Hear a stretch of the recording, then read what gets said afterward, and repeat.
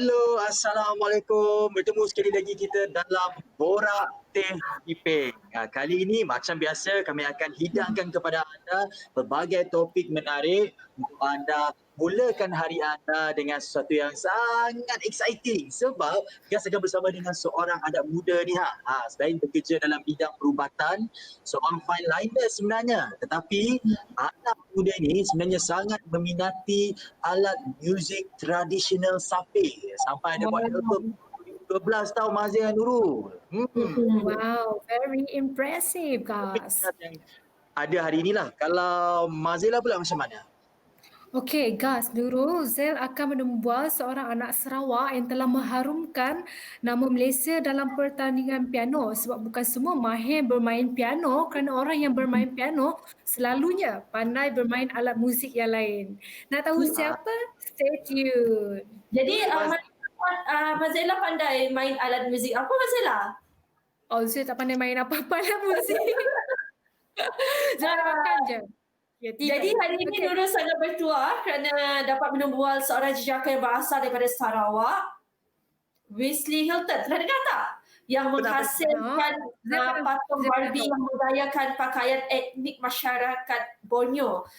Katanya idea menghasilkan patung Barbie dalam pakaian tradisional masyarakat Borneo hadir apabila dia terpaksa mengorbankan sambutan Hari Gawai dulu bersama keluarga gara-gara PKP yang melarang perjalanan rentas negeri. Wah, tak sabar nak dengar. Ya.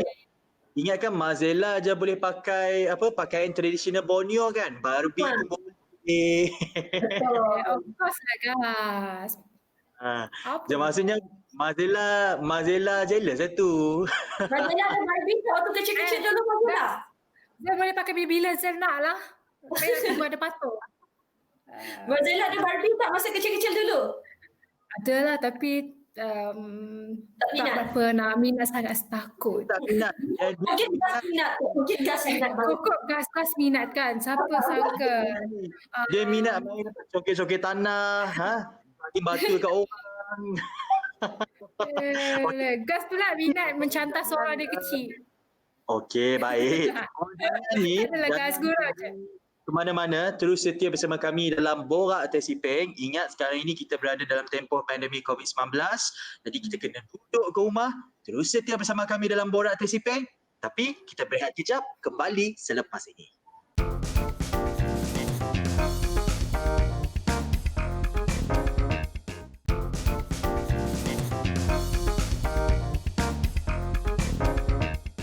Sekali lagi Nurul rasa sangat bertuah Wesley kerana dapat menemu bual tuan punya badan itu sendiri. Tak lain tak bukan Wesley Hilton, seorang anak Sarawak yang menghasilkan pemakaian patung Barbie. Apa khabar Wesley? Khabar baik. Thank you Nurul kerana menjemput. Jadi nak tanya juga ya, siapa yang sebenarnya menginspirasi Wesley untuk membuat pemakaian patung Barbie ini? Yang Barbie itu menggayakan pakaian etnik masyarakat Borneo. Why Wesley, kenapa memilih membuat pemakaian Barbie? Okay, kalau cakap pasal inspirasi ni, kalau sebenarnya saya terinspirasi oleh Kumang. Kumang itu watak legenda masyarakat Iban. Okay, watak ini menggambarkan seorang wanita Iban yang sangat rajin dan berkebolehan serta mahir dalam semua jenis macam bertenun, kerja-kerja rumah lah. Jadi kalau di Sarawak, pertandingan Pekit Kumang kan selalunya akan diadakan sempena Hari Gawai setiap tahun. Jadi pada tahun ini, terutamanya tahun ini kerana pandemik COVID-19, jadi banyak event ataupun acara tidak dapat dijalankan dan kita tidak dapat melihat anak-anak gadis dalam pakaian tradisi, terutamanya di Sarawak. So apabila pada bulan Mei lepas tercetusnya COVID-19 ni dan semua berada di rumah dan semua event kena cancel. Jadi saya rasa terdetik hati saya untuk menghasilkan sebuah patung yang menggunakan pakaian tradisi masyarakat kita, terutamanya masyarakat saya sendirilah, iaitu Iban. Jadi itulah pencetusnya idea ini sebenarnya. Oh, menarik sekali. Jadi tercetusnya idea ini membuat koleksi ini apabila semasa PKP ya Wesley? Ya, betul. Semasa Dan PKP. mencuri perhatian banyak pihak. Malah mencuri perhatian Menteri Pelancongan Seni dan Budaya Malaysia kita, Nancy Shukri, turut terpanggil memuji dedikasi yang dipamerkan oleh Wesley. Boleh ceritakan sedikit momen masa itu? Okey, saya sampai sekarang saya masih lagi terkejut sebenarnya. Saya masih macam overwhelmed, orang kata, dan still excited lah, sebab tak sangka yang Datuk Seri Nancy Shukri dia hasil kerja saya sampai kepada pengetahuan beliau. Dan pada bulan Jun pasal beliau manggil saya ke pejabat beliau di Putrajaya, dan ya, saya sangat happy that time, tapi saya tak tahulah apa tujuan dia sebenarnya. Tadi saya datang untuk jumpa dia, tapi lepas tu saya tahu yang dia merasa sangat kagum dengan apa yang saya hasilkan, dan beliau serta Kementerian Pelancongan, Industri dan Budaya Malaysia juga telah mengiktiraf bahawa produk ataupun hasil seni saya ini sebagai satu produk khas di bawah Cultural and Arts and Cultural of Malaysia. Menarik sekali. Jadi Wesley juga merupakan seorang pramugara Malaysia Airlines. Bagaimana pula dengan cabaran dalam pekerjaan itu sendiri, dan bagaimana sekarang Wesley membahagikan masa bekerja dan hobi ini? Okey, sampai pada masa sekarang semua orang tahu yang industri penerbangan terkesan teruk oleh akibat pandemik ini. Sebab tu kebanyakan masa saya kebanyakan masa saya sekarang saya habiskan di rumah. Sebab itulah saya lebih banyak masa untuk saya menghasilkan karya-karya saya yang patung ni, yang pada masa sekarang tak banyak flight, jadi saya lebih fokuslah kepada penghasilan patung-patung ni.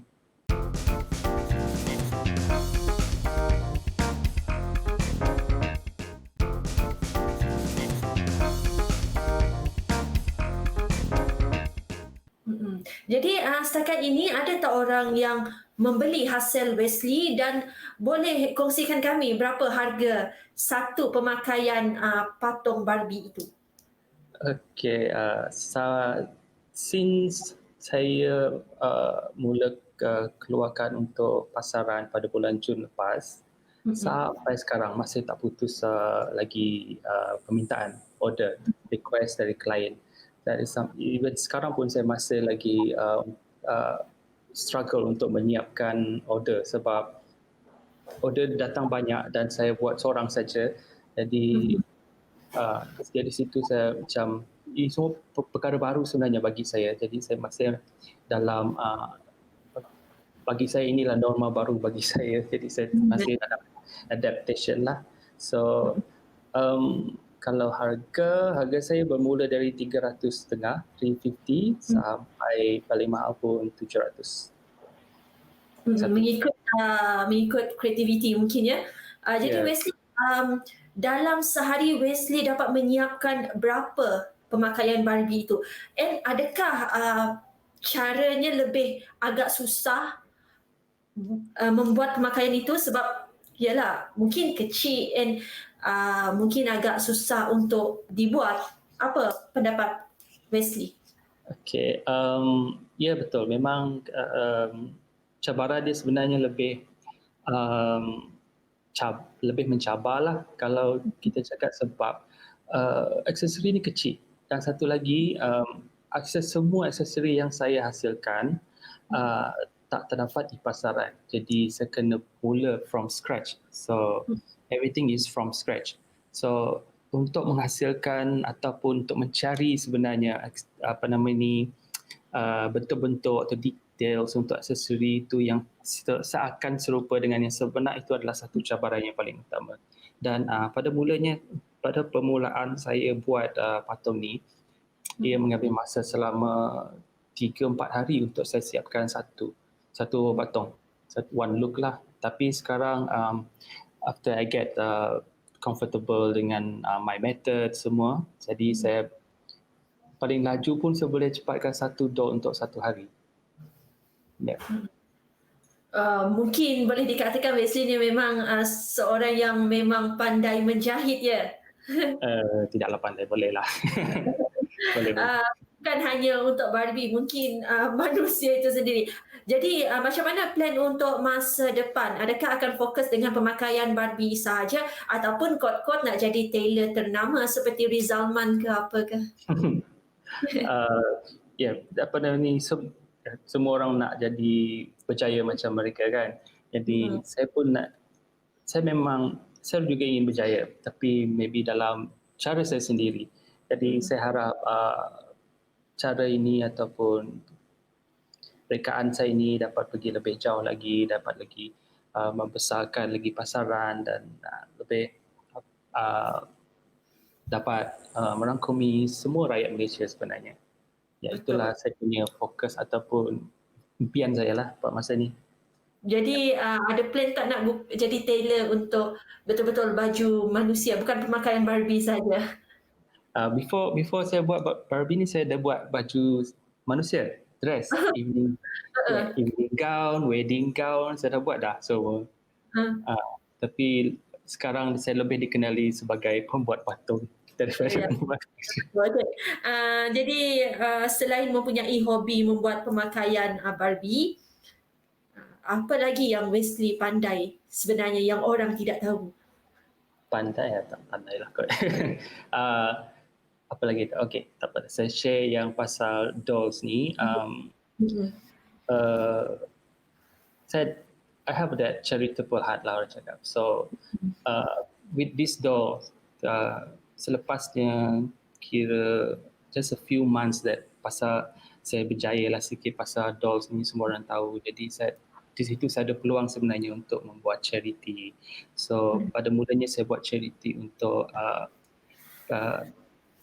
tolong selaan, iaitu sebuah perkampungan di Ulu Baram yang hangus bulan Jun lepas. Jadi dari situ saya buat satu auction untuk saya auction satu patung orang Ulu. Jadi hasil auction tu saya salurkan kepada penduduk di Long Selaan. Dan selepas itu pada bulan September lepas, sebenarnya dengan Hari Malaysia 16 September, saya ada collaboration dengan Hospice Malaysia, sebuah non-profit charity organisation, di mana setiap jualan saya, setiap persen jualan saya akan disalurkan kepada organisasi tersebut. Menarik sekali. Bukan hanya membuat pemakaian, tapi di sebaliknya Wesley juga membuat charity yang mungkin orang tidak tahu, Wesley. Ya, orang tak tahu. So untuk pengetahuan semua, sesiapa yang telah membeli doll ataupun yang telah menyokong saya selama ini, jadi mereka pun harus tahu bahawa mereka juga menyumbang kepada organisasi tersebut dalam bentuk derma juga. Betul. Jadi Wesley, ini saja perbualan kita hari ini. Masa amat mencemburi kita. Dan harap mungkin kita dapat bertemu bual dalam Borak Tersiping untuk kali masa akan datang. Ya, nanti saya bawa kita akan buat ada satu jenama sendiri. Amin. Terima kasih Doro. Terima kasih.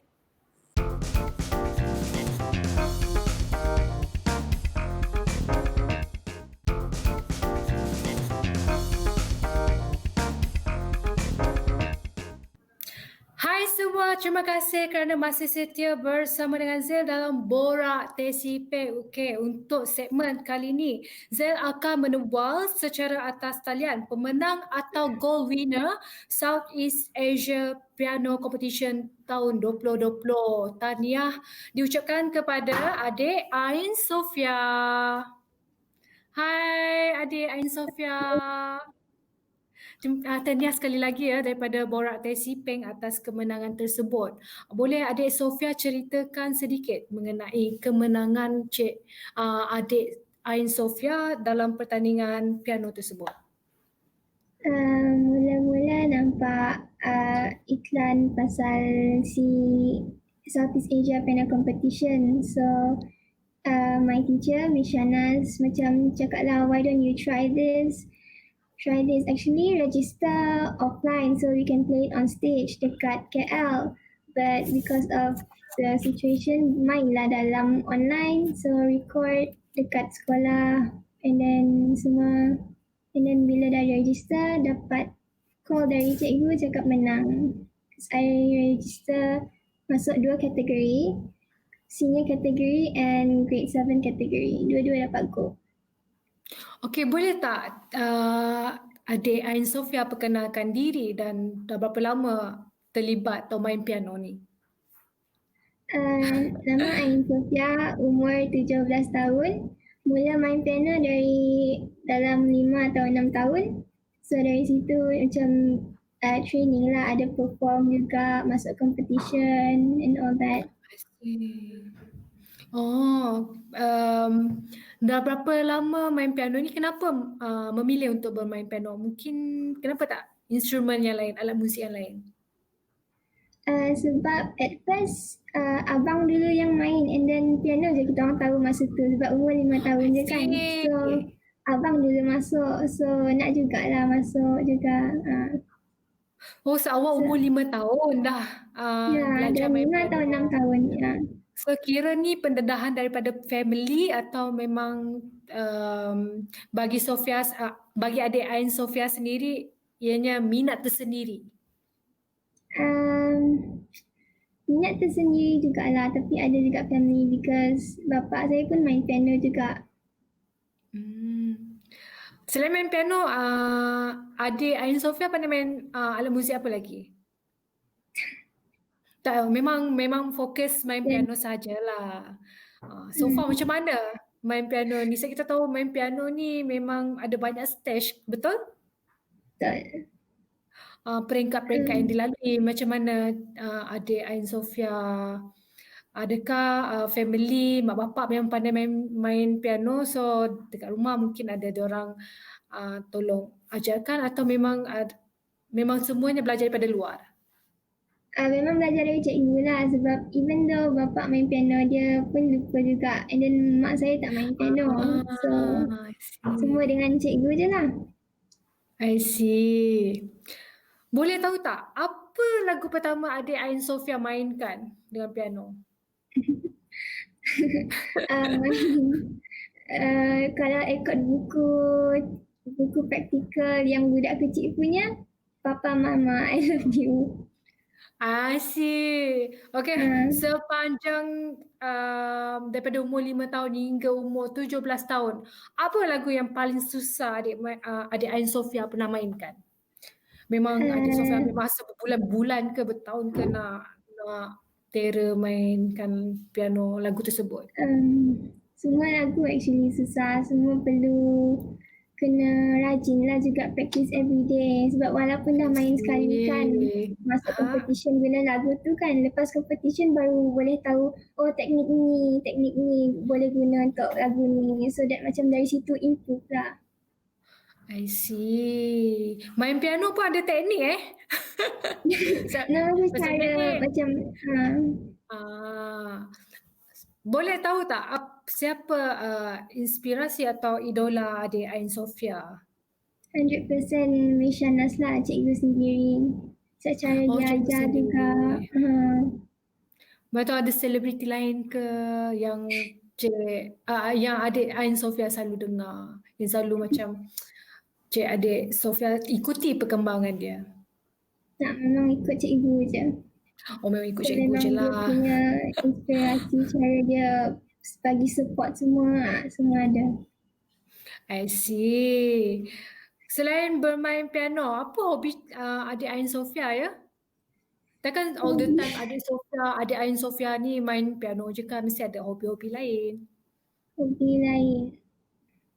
Tak banyak, dia macam tukar-tukar juga. Kadang-kadang main piano, kadang-kadang just dengar lagu ke buat kerja petang.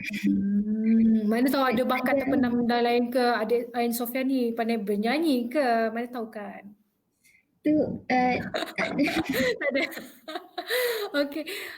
Berusia 17 tahun, macam mana adik Ain Sofia bahagikan masa antara study dengan praktis main piano ni? Sophia make sure every single day at least sekali je main piano, walaupun macam busy kan, every macam bila dah besar kan makin busy dengan exam semua, dengan semua aktiviti kat sekolah kan, so macam bahagikan masa mesti sekali, at least sekali main piano. Macam tu pun dalam sejam, 2 jam. Macam tu lah. Sehari sekali lah. Itu At least adakah sekali. itu ada latihan di rumah, bukan bersama cikgu? Oh, bersama cikgu every week. Every week ada kelas. Kalau contohlah suatu hari nanti kalau adik Ain Sofia kan tak dapat nak bermain piano, apa perasaan adik Ain Sofia?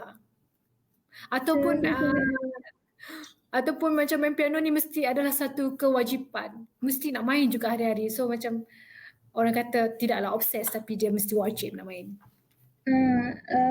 Saya rasa boleh taklah stres sangat, boleh control tapi stres lah sikit sebab bila main piano ni kan semua fikiran semua dah keluar. Part of cara adik Ain Sofia expresskan diri dengan bermain piano. Macam tu.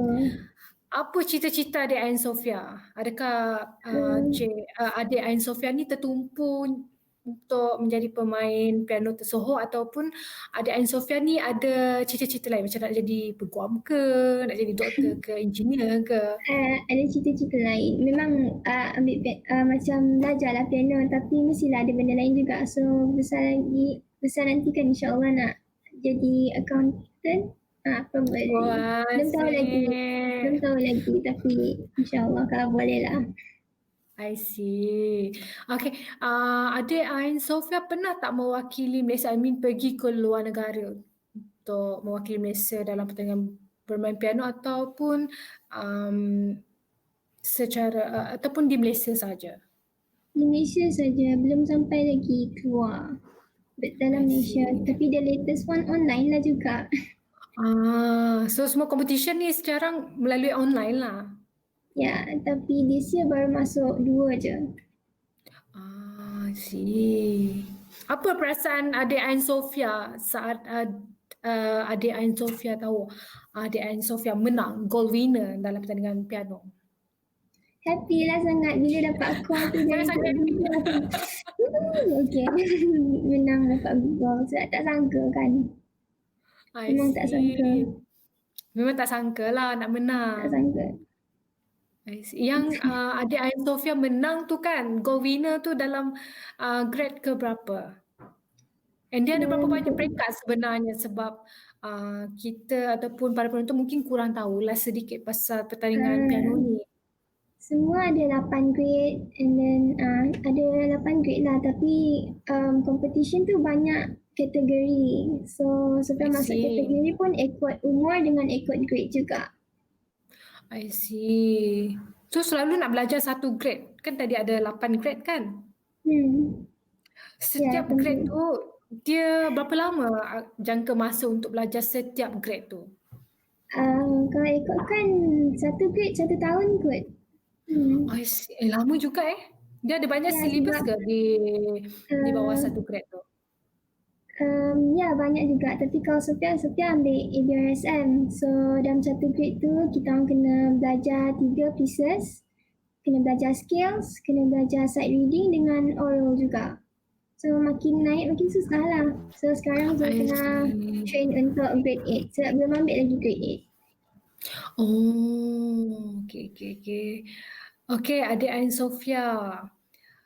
Boleh adik Ain Sofia memberi kata-kata semangat kepada orang-orang yang nak belajar main piano ni. Mungkin ada yang nak belajar main piano tapi macam takut macam sebab bagi Kak Zaz ni, Kak Zaz minat nak main piano tapi Kak Zaz rasa macam rumit lah, susahnya nak main piano ni. So mungkin adik Ain Sofia ni ada kata-kata semangat, encouragement untuk adik-adik di luar sana, siapa-siapa sahaja yang berminat nak belajar main piano ni. Okay, so adik-adik yang nak main piano, tak payah takut. Memang susah lah juga main piano ni. Bukan senang, everything is hard. But kalau belajar, kalau belajar, slowly belajar. Walaupun nangis pun nangis lah. But kalau belajar pun nanti dapat juga, maybe dapat at least sijil tu ke, dapat juga masuk anywhere, dapat guna sijil tu untuk dapat markah KK ke, dapat masuk uni ke. And then everything is fun. Makin besar makin minat actually. Slowly. Sebab banyak kawan Sofia pun macam regret juga dia quit. Sebab dia start umur, dia cakap tak suka. First touch dia orang tak suka, so dia orang quit. Dan bila dah tengok orang kawan Sofia yang lain dah main piano tu, dia cakap dia menyesal sebab dia quit. So better stay with it. I see. Oh, banyaklah kawan adik Ain Sofia ni baru je belajar sekejap rasa susah terus give up. Ya, so banyak dia orang cerita. So macam kesiannya, tapi dia orang pun belajar juga. Walaupun dia orang ada piano kan, dia orang belajar lah sebab since ada banyak, dia belajar sikit-sikit je since dia orang ada basic. Tapi better masuk kalau better lah ambil lah exams ke apa, boleh macam try anything new, don't be scared. Okay, untuk kepada newbie kan, since adik Sofia pun rasanya dah banyak pengalaman, apa tips adik Ain Sofia kepada newbie di luar sana supaya dia tak mudah untuk rasa give up? Mana tahu adik Ain Sofia ni ada tips yang senang untuk dia orang follow. So kalau nak macam stay pun practice je everyday, walaupun sekali at least pegang je piano ke, macam main anything simple so that macam ada, you don't lose your touch. And also bila cikgu bagi homework pun buatlah juga, janganlah tak buat and then nanti kena marah. But kena marah tu bagus, it shows you improve also. So, mesti nak berdisiplin tinggi lah nak belajar main piano ni, bukan sekadar aku minat, aku main-main lepas tu aku tak minat, aku belah macam tu je. Sebenarnya ada lah disiplin tu semua. Asyik. Okey adik Sofia, terima kasih ya sebab sudi meluangkan masa bersama dengan kita orang dalam Borak Teh Siping. So kita tahu Cik takut mengganggu masa adik Ain Sofia. Terima kasih ya. Tak adalah. Sama-sama. Okay. Bye. Bye-bye.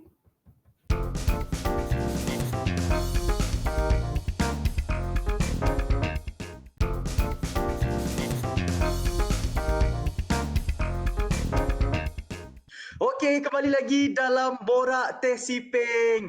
Kali ini Gas bersama dengan seorang anak muda yang sangat meminati alat muzik tradisional iaitu sape. Jadi, apa kita tunggu lagi? Gas perkenalkan kepada anda Noel Anyi Wan. Hello. Hello. Hai, apa khabar? Hai brother Gas, apa khabar? Apa khabar semua? Okey. Noel, nak tanya sekarang ini Noel memang full time berkecimpung sebagai pemain sape ataupun ada juga bekerja di tempat ataupun bidang yang lain? Okey, sape ini kira satu daripada talent lain saya lah. Jadi saya bekerja separuh, sape ini kira part time saya lah. Jadi sebenarnya saya bekerja di kesihatan lah, bahagian kesihatan. Jadi sape ini kira satu talent saya dan saya gunakan ya sebagai hobi juga lah untuk menghiburkan orang. Bekerja di bahagian kesihatan, adakah Noel juga adalah salah seorang daripada frontliners? Ya, saya salah seorang yang dari frontliner lah.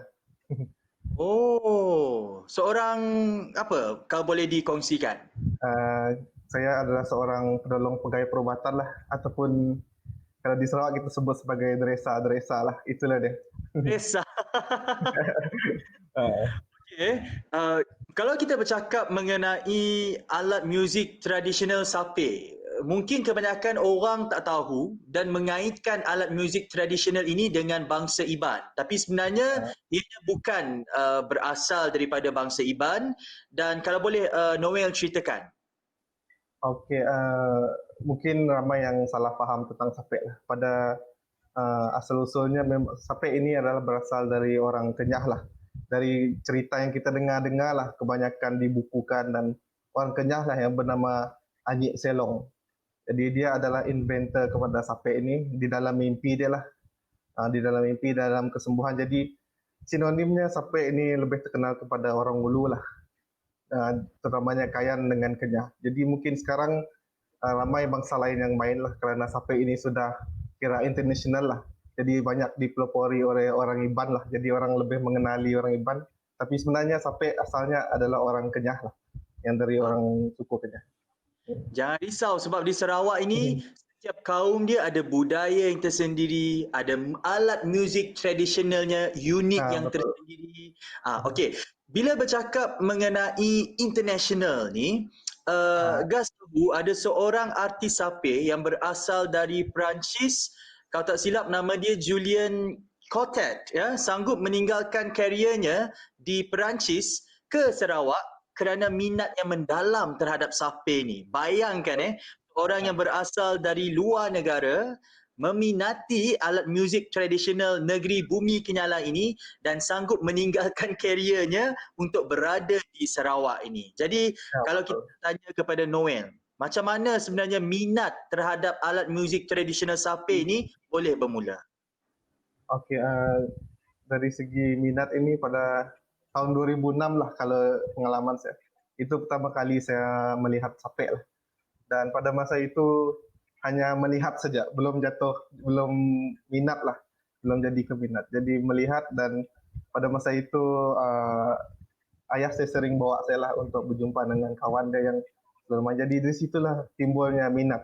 Setelah melihat mula-mula dan minat, dan barulah jatuh cinta lah dengan benda ni. Dan banyak saya belajar lah dari segi sejarah, kerana Sapek ini dipenuhi dengan cerita dengan sejarah. Setiap melodinya mempunyai kisah. Jadi itu yang membuatkan saya lebih minat. Setiap melodinya mempunyai kisah yang tersendiri. Itulah anak muda kita, orang kata sangat minatnya, sangat suk dengan seni muzik tradisional Sape ni. Kalau tak silap, Noel juga mempunyai album muzik tradisional pada tahun 2012 kan? Ceritakan. Ya, ada. Okey, permulaannya tahun 2012 itu saya mempunyai niat lah sebenarnya sebelum itu lagi untuk mengekalkan muzik tradisional, kerana pada masa itu jarang sangat dipelopori oleh orang muda lah.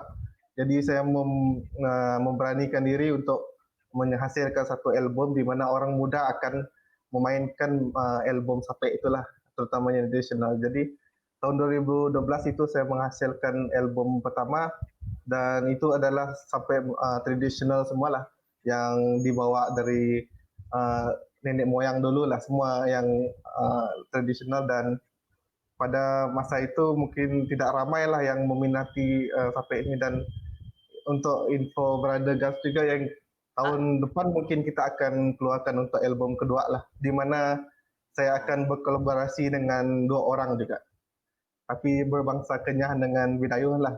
Satu orang adalah Jimbau Walan dari Kenyah, dan seorang lagi adalah Denison dari berbangsa Bidayuh lah. Jadi konsep adalah untuk unity lah, supaya semua bangsa boleh memainkan. Ya, maksudnya selain daripada Noel ini mempunyai kerjaya sebagai seorang yang dalam bidang perubatan ni ataupun frontliners, Noel juga berhasrat untuk buat lagi album yang kedua. Artinya Noel ini memang serius untuk mempromosikan alat muzik tradisional Sape ini ke peringkat yang lebih tinggi. Cabarannya ataupun kita nak tahu macam ni sebenarnya Noel untuk dapat ngatur masa, bekerja juga, komit untuk buat album juga, boleh tak kongsikan? Okey, dari segi masa memang sangat sibuk lah. Tetapi syukurlah sekarang saya bekerja office hour sajalah. Mungkin akan dipanggil untuk on call atau apa, tapi selepas office hour adalah masa untuk saya di rumah lah dan masa untuk saya free, dan di situlah saya akan merancang untuk sampai inilah untuk tujuan untuk apapun perancangan hadapan. Dan lepas jam 5 adalah masa saya bersama Sapek dengan keluarga saya lah di rumah. Wah. Itulah saya dapat membagikan masa. Memang dasarnya lepas pukul 5 je memang untuk masa untuk keluarga dan Sapek. Okey. Ya. Baik, terakhir sekali, kita tahu sekarang ini kita berada dalam suasana pandemik COVID-19. Ramai orang tak boleh keluar. Boleh keluar sekiranya ada keperluan. Jadi mungkin kita nak tahu bagaimana Noel menggunakan masa macam ni untuk bermain muzik Sapek ataupun menggunakan media sosial untuk mempamerkan seni muzik ataupun karya Noel. Okey, sepanjang pandemik ini saya telah menggunakan beberapa peluang lah, memandangkan ramai yang tidak dapat bekerja. Jadi kebanyakan saya tengok kawan saya ramai yang online lah, terutamanya di Facebook. Jadi saya ambil peluang ini untuk memperkenalkan Sapek tradisional lah. Dan setiap hujung minggu saya akan merekod satu video setiap minggu dan post di Facebook lah untuk memperkenalkan setiap melodi Sapek, apa sejarah di sebalik melodi Sapek itu. Dan saya juga banyak memberi info lah setiap pertanyaan orang apa yang saya mainkan ini. Dan saya sering mainkan Sapek di belakang saya inilah. Dan ini adalah Sapek yang pertama kali lah yang ada kepala burung kenyalang, adalah Sapek yang pertama kali saya main pada tahun 2006, pertama kali berkecimpung. Dari ada dalam 15 tahun dah lah Sapek. Boleh tak ambil Sapek dekat belakang tu, close up sikit dekat penonton kita? Okey, ini adalah Sapek tahun 2016 lah. Ini adalah dibuat oleh bapa saya. Oh. Jadi dia sangat sentimental lah. Kan. Baram melodi. Okey. Dia ada tarikh juga di sini, tahun dia dibuat. Cantiknya. Jadi ini adalah Sapek pertama saya. Baik, khas untuk penonton Borak Atas Iping, mungkin Noel, sebelum kita mengakhiri perbualan bersama Noel secara maya ini, mungkin Noel boleh mainkan sedikit Sapek itu? Okey, ini yang Sapek yang saya gunakan sekarang lah. Alright, ini adalah Sapek yang Noel selalu gunakan untuk hasilkan konten beliau, dan kali ini kita dengar macam mana ianya dimainkan oleh Noel khas untuk anda.